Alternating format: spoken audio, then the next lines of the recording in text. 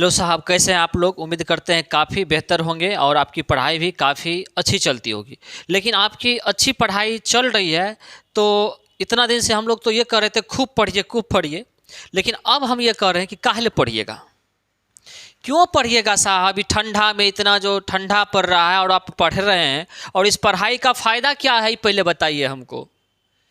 आपको पता है कि एलपी में जो वैकेंसी आई है पूरे देश में, रेलवे विभाग में जो एलपी की वैकेंसी आई है पूरे भारत में कितना सीट आई है?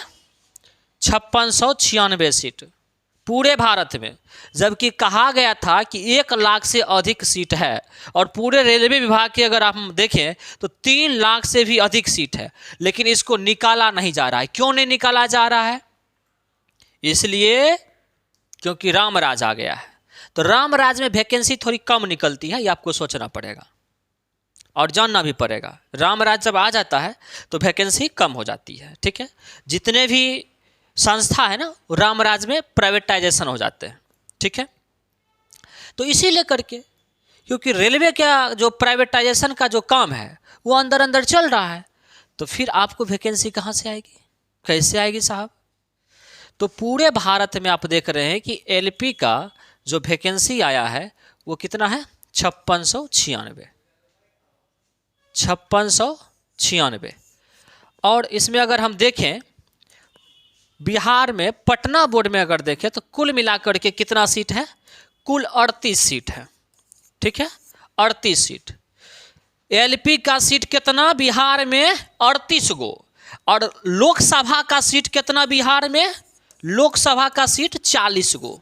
लोकसभा का सीट 40 गो, एलपी का सीट 38 गो। एगो बात बताइए, बच्चा को मूर्ख समझते हैं क्या कि बिहार में एलपी की वैकेंसी 38 को देवेंगे लेकिन लोकसभा का सीट 40 को रहेगा? तो बच्चा मूर्ख है क्या? काहे एलपी का एग्जाम देगा भैया? लोकसभा चुनाव लड़ जाएगा, फाइट कम है, यहाँ पर सीट 40 को है, तो यहाँ पर तो पास करने की ज़्यादा प्रॉबिलिटी बनती है, जीतने की प्रॉबिलिटी। 38 को सीट है तो बताइए, वो तो एग्जाम काफ़ी हार्ड हो गया। तो फिर क्यों लोग एलपी पास करेगा? काहे नहीं 40 लोकसभा सीट में सब विद्यार्थी लड़ जाएगा? क्यों एलपी का फॉर्म भरेगा बताइए आप ही। मतलब ठग बुद्धि बता रहे हैं लोग को। हाँ, ठग बुद्धि माने रेलवे का प्राइवेटाइजेशन अंदर अंदर कर रहे हैं, कहते हैं सीट नहीं है। सीट नहीं है तो आप रिपोर्ट काहे नहीं सौंपते हैं? रिपोर्ट में कैसे बताया गया कितना सीट है? हाँ, रामराज लाते हैं, रामराज। बताइए, रामराज का मतलब आप लोगों को पता है? जो रामराज रामराज करते हैं और ये सब बात बोलते हैं, तो कुछ लोग, कुछ बच्चे ऐसे भी जो भक्त हैं, अंधभक्त हैं, मोदी भक्त हैं। ऐसे हमें मोदी से परहेज नहीं है, मोदी के और मोदी सरकार के नीतियों से परहेज है, उसका हम विरोध करते हैं। तो कुछ ऐसे जो होंगे, जो भक्त होंगे, अंधभक्त होंगे, चाहे वो बेरोजगार होंगे, उनको नहीं पता होगा कि हम क्या करेंगे, हमें क्या रोजगार मिलेगा नहीं मिलेगा, लेकिन वो कमेंट में आकर के 4 गो गाली लिखेंगे। लेकिन कोई दिक्कत नहीं है हमें। क्यों? क्योंकि हमारे बड़े बुजुर्ग कहा करते थे, अगर जब कुत्ता काट लेता है ना तो हम इंसान हैं, पलट करके कुत्ता को काटते नहीं हैं। समझ में कि नहीं है? तो आप लिख सकते हैं कमेंट में, हम क्यों कुछ नहीं कहेंगे। समझ में कि नहीं है? आप जाकर के बोल सकते हैं। तो इतनी कम वैकेंसी बच्चों के लिए क्यों? और हम लोग तो बिहार जैसे क्षेत्र में आते हैं जहाँ पर कोई ना इंडस्ट्रीज होता है ना कुछ होता है, सारे बच्चे इंटर पास करते हैं, 12th करते हैं और सीधे कंपटीशन की दुनिया में लग जाते हैं और यही समझ लेते हैं कि मेरा यही दुनिया है, कंपटीशन ही मेरी दुनिया है। तो बिहार के बच्चों के लिए तो ये चीज़ें और जो है सो सबसे अधिक खलती है, क्योंकि बिहार के बच्चे सबसे अधिक इसमें जाया करते थे। हाँ, और रेलवे पता है आपको, रेलवे ऐसा क्षेत्र हुआ करता था भारत में कि पूरी दुनिया में सबसे अधिक अगर नौकरी देने वाला क्षेत्र हुआ करता था तो रेलवे हुआ करता था, सबसे अधिक नौकरी। और रेलवे को साहब आप ऐसा बना दिए हैं कि रेलवे में पूरे भारत में 5600, 5500 वैकेंसी निकलती है।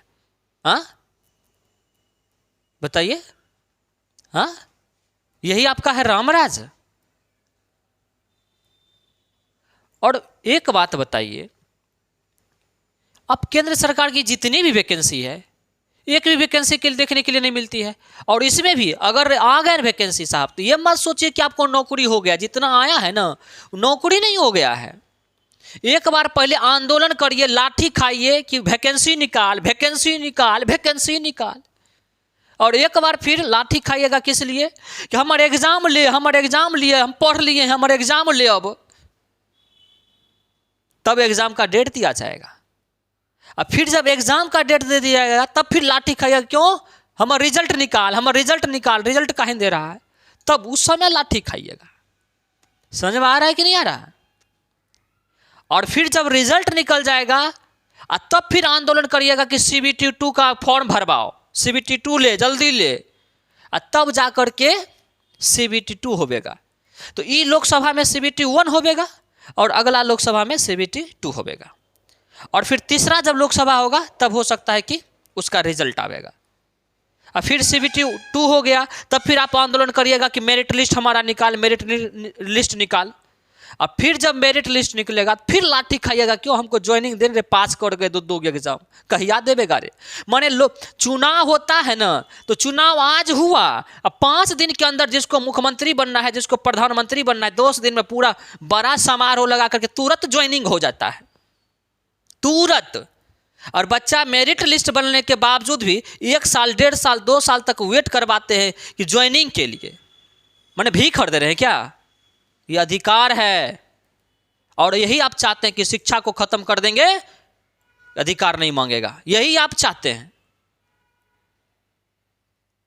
इसीलिए तो आप जो दिए अभी बोलेंगे तो लगेगा कि इनका तो बंद होने वाला है, इसी वजह से। अरे बंद क्यों होगा भैया, बंद नहीं होने वाला है।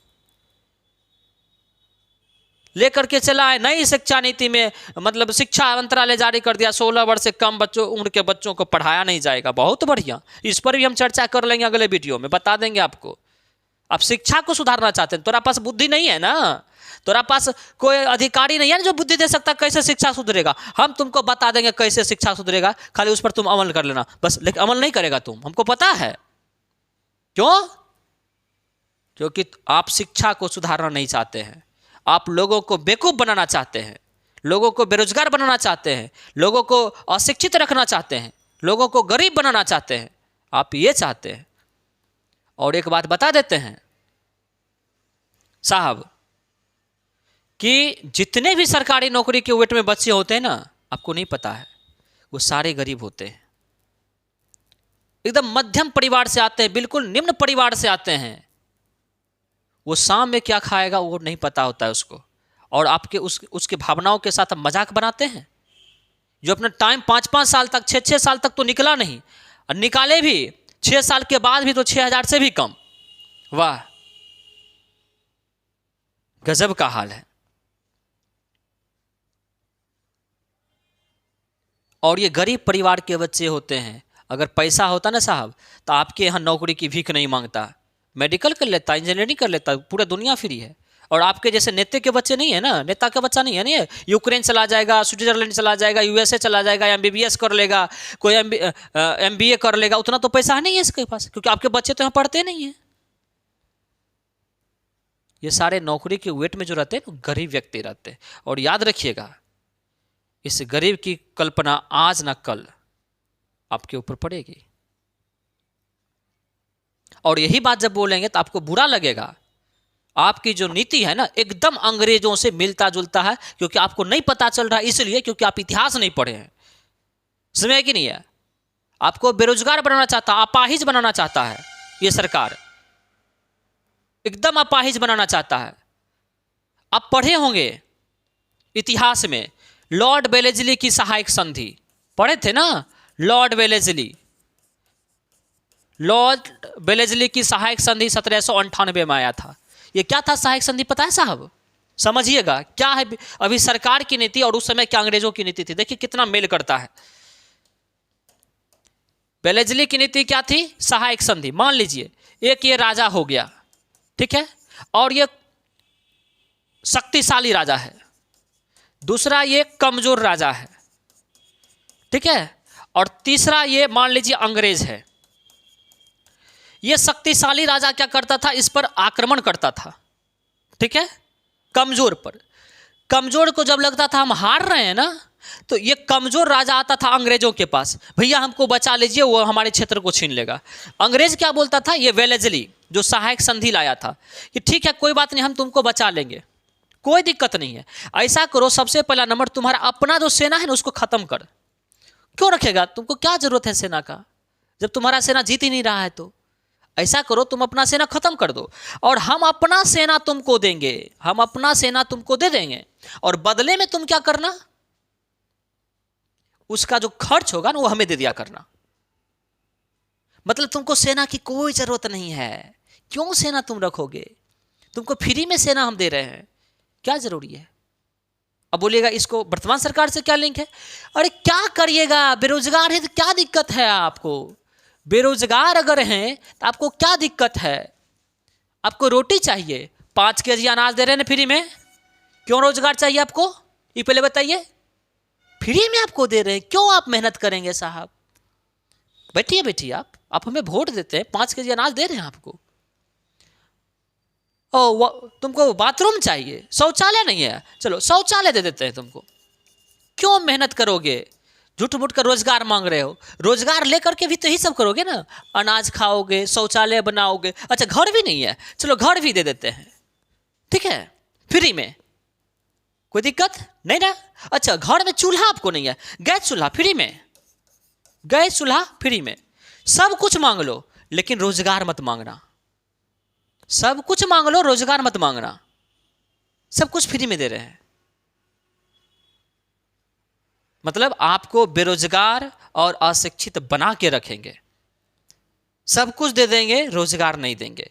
वही चीज यहां पे था कि सेना क्यों रखोगे, सेना तो हम दे ही रहे हैं, क्यों रोजगार लोगे, रोटी तो हम दे रहे हैं, समझ में आएगी नहीं आया, यही चीज है। और जिनको जो लिखना है लिख सकते हैं, और यही सरकार की नीति है, आप रोजगार मांगते हैं तो इसलिए आपको क्यों पढ़ाया जाए, शिक्षा की नीति को क्यों ना बदल दें, बताइए। तो जो भी छात्र हैं एलपी के, वो सरकार के खिलाफ, और सरकार के खिलाफ बोलना, सरकार के विरोध करना या सरकार के विरोध में बोलना, गलत नीतियों का विरोध करना गलत नहीं है। अगर आप गलत को देख रहे हैं, आपके सामने में गलत हो रहा है, तो समझ जाइए कि उस गलत में आप भी शामिल हैं, एक बात याद रखिए। इसीलिए करके एलपी की सीट बढ़ाने के लिए, रेलवे ग्रुप डी की वैकेंसी लाने के लिए जितने भी टीचर, हम लोग तो मान लीजिए अपने स्तर से कर रहे हैं, जितने भी टीचर आप लोगों को कोऑपरेट कर रहे हैं और आपके लिए कर रहे हैं, कुछ ऐसे भी टीचर जो बड़े बड़े टीचरों को, ऐसे बड़े बड़े टीचरों को, कुछ ऐसे छात्र हैं जो खुद बेरोजगार होगा लेकिन उसके कमेंट बॉक्स में जाकर के गाली देता है कि इनका ना दुकान बंद हो रहा है इस वजह से। अरे भैया हम लोग को बोलते थे, वो बात हो ही जाता कि चलो ठीक है मेरा दुकान बंद हो जाता। जो बड़े बड़े टीचर हैं, बड़े बड़े यूट्यूबर हैं, बड़े बड़ी संस्थाएं हैं, उनको आप बोल रहे हैं, वो क्या बेरोजगार होंगे साहब, आपके वैकेंसी आवे या नहीं आवे, क्यों बेरोजगार होंगे वो, क्योंकि जो बात वो कुछ भी बोल देते हैं ना, तो आपके जैसे जो है ना पालतू भक्त वो जाकर के देखते हैं, और जो भक्त लोग देखे, आप लोग देखिएगा ना, भक्त लोग जो होंगे वो देखेंगे ना, तो क्या होगा पता आपको, आपके देखने से उसको पैसा मिल जाता है, फिर उनको क्यों, क्या दिक्कत है, क्या बंद होगा साहब, बताइए। तो फिर देखिए, सरकार का विरोध करना गलत नहीं है, सरकार की नीतियों का विरोध करना गलत नहीं है, आप अपने हक की लड़ाई के लिए खड़े होइए, नहीं तो हक की लड़ाई आपको छीन के लड़नी पड़ेगी, यहां पर देने वाला कोई नहीं है, समझ में आएगी नहीं है। इसीलिए करके कांग्रेस में भी उस समय ना 2 दल बट गया था, नरम दल और गरम दल, समझ रहे हैं कि नहीं समझ रहे, ये चीजें हैं। और अभी और हम लोग तो भूल जाते हैं ना, क्योंकि हम लोग तो याद आ गया कि मैंने हाँ राम राज, राम जी को ले आए हैं, राम राज आ गया साहब, नौकरी क्या जरूरत है साहब, राम जी आ गए, आपको भूख अब लगवे नहीं करेगा, क्या करिएगा रोजगार लेकर के, राम जी आ गए, आपको भूख तक नहीं लगेगा, अब देखिएगा आप कुछ दिन के बाद भूख बंद हो जाएगा लगना, तो प्यास भी नहीं लगेगा, राम जी आ गए हैं, तो जब भूख प्यास लगेगा ही नहीं तो फिर आपको रोजगार की क्या जरूरत है साहब, तो राम जी को लेकर के आ गए। पहले तो हम लोग ये सुना करते थे कि कोई व्यक्ति मान लीजिए बेहोश हो गया या मरने की स्थिति में है, तो उसको झाड़ फूक करवाया, डॉक्टर के पास ले गया, ठीक हो गया, लोग बोलता था कि भगवान इसको बचा लिए, भगवान इसको जीवन दान दे दिए, भगवान इसको वापस लेकर के आ गए। मतलब भगवान वापस लेकर के आ गए किसको? मनुष्य को। आज पहली बार हम सुने हैं कि कोई मनुष्य भगवान को लेकर के आ गए। गजब का हाल। तो अब एक बात बताइए, जब आप भगवान को लेकर के आ सकते हैं, आपके पास इतना क्षमता है, आप मेहुल चौकसी को नहीं ला सकते हैं क्या? आप ललित मोदी को नहीं ला सकते हैं क्या? आप नीरव मोदी को नहीं ला सकते हैं क्या? बताइए, विजय माल्या को आप नहीं ला सकते क्या? आपके पास तो इतनी शक्ति है, भगवान को लाते हैं, सबको क्यों नहीं लाते साहब? पूछता है भारत, और नहीं तो मुंह कूचता है भारत, और ऊपर से थूकता है भारत। भगवान को ले आए हैं, लोग को बेवकूफ बनाते धर्म के नाम पर। मंदिर बना लिए, उसमें आस्था हमारी भी है। हम ये कहते हैं अयोध्या में क्यों बनवाए? आप अयोध्या में बनाए तो बनाए, आप मथुरा में भी बनाइए, आप काशी में भी बनाइए, आप गली गली मंदिर बनाइए, लेकिन जो मेन मुद्दा है शिक्षा और रोजगार को, इस धर्म के नाम पर उसके पीछे मत छुपिए।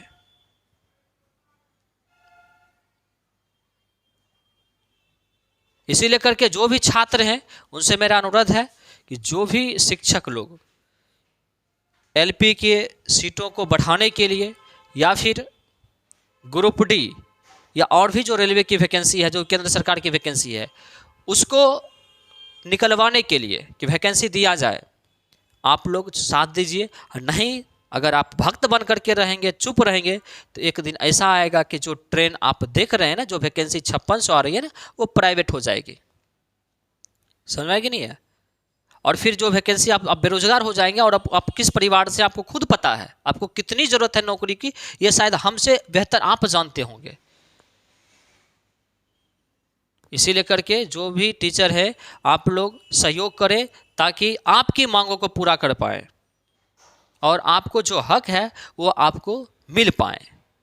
और नहीं तो जो वर्तमान सरकार है वो रोजगार की दूर बात, शिक्षा को डुबाने के चक्कर में है। शिक्षा को डुबाने के चक्कर में है। आप लोग नहीं जानते हैं कि 18% दूसरा सबसे ज़्यादा अगर जीएसटी लगता है तो शिक्षा के क्षेत्र पर लगता है, जबकि ब्रिटेन, लंदन जैसे देशों में, ब्रिटेन में और भी देशों में, यूएसए में और जगह जाइएगा तो वहाँ पर शिक्षा पर टैक्स नहीं लगता है। बस बेहतर क्वालिटी आप देते रहिए, शिक्षा पर कोई टैक्स नहीं लगता है। लेकिन हमारा देश ऐसा है जिसमें दूसरा सबसे बड़ा, सबसे अधिक अगर लगता है टैक्स तो शिक्षा के पर लगता है। 18% का टैक्स लगता है साहब, जीएसटी 18% शिक्षा पर लगता है। समझ सकते हैं साहब? तो इस तरह से डुबाने का जो है सो प्रयास किया जा रहा है शिक्षा को, क्योंकि आप शिक्षित नहीं होंगे तो रोजगार नहीं मांगेंगे, नौकरी नहीं मांगेंगे। तो ये स्थिति है, शिक्षा के जहाजों को डुबाया जा रहा है और 18% शिक्षा पर भी जीएसटी लगाया जा रहा है। स्कूल कॉलेज को बंद करवाया जा रहा है, बच्चों को रैलियों में बुलाया जा रहा है। और कब तक तुम फ्री राशन के चक्कर में पड़ोगे मूर्ख? तुम्हारे बच्चों को तो दिमाग से अपाहिज बनाया जा रहा है, तुम्हारे बच्चों को तो दिमाग से अपाहिज बनाया जा रहा है। इसीलिए करके अगर आपको अपना भविष्य, अपने बच्चों के भविष्य को बचाना है तो इस आंदोलन को सफल बनाएं। Thank you, take care.